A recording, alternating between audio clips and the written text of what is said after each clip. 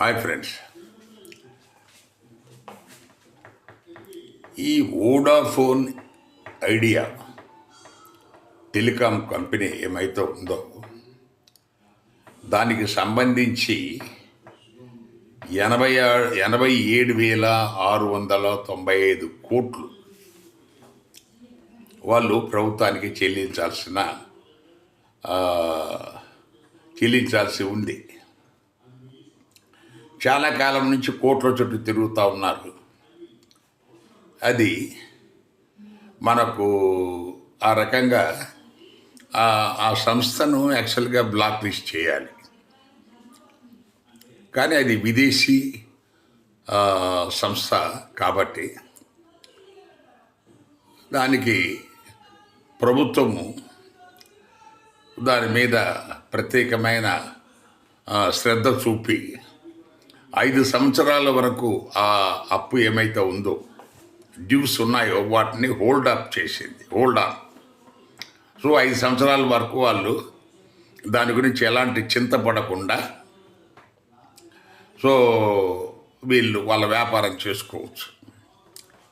So ఈ వీడియోలో ప్రస్తావించదలుచుకున్నది ఏంటంటే, బిఎస్ఎన్ఎల్ కేవలం 10,000 కోట్ల రూపాయలు ఈ ప్రభుత్వానికి పే చేయాల్సి వస్తే దాన్ని ముక్కు విండి వసూలు చేశారు, హింసించి. అది ప్రభుత్వ రంగ సంస్థ, సో ఇది ప్రైవేట్ సంస్థ. సో పాలకులు ప్రభుత్వ రంగ సంస్థల మీద ఆ రకమైన కక్ష, ప్రైవేట్ సంస్థల మీద ఈ రకమైన ప్రేమ ఈ చూపటమే ఈ ప్రభుత్వ రంగ సంస్థలు నష్టాలు లేకపోవడానికి కారణం. పైగా వాటిని ఎంత తొందరగా మూసేస్తే అంత గొప్ప అని అనుకుంటున్న బీజేపీ ప్రభుత్వానికి అది ఇంకా కలిసి వచ్చినట్టుగా ఉంటుంది. కాబట్టి ఈ వాటిని అమ్మటంలో వీళ్ళు ప్రత్యేకమైన శ్రద్ధ చూపుతారు. సో బిఎస్ఎల్ని వీళ్ళు ఎంకరేజ్ చేస్తే ఈ తక్కిన ఎయిర్టెల్ కానీ జియో కానీ ఏది కూడా దాని ముందు నిలవలేదు.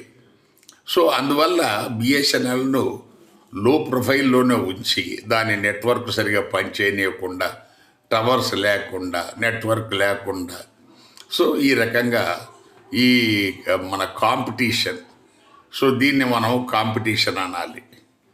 మరి ఏమంటామో ఆలోచించండి ప్రజలు. Thank you.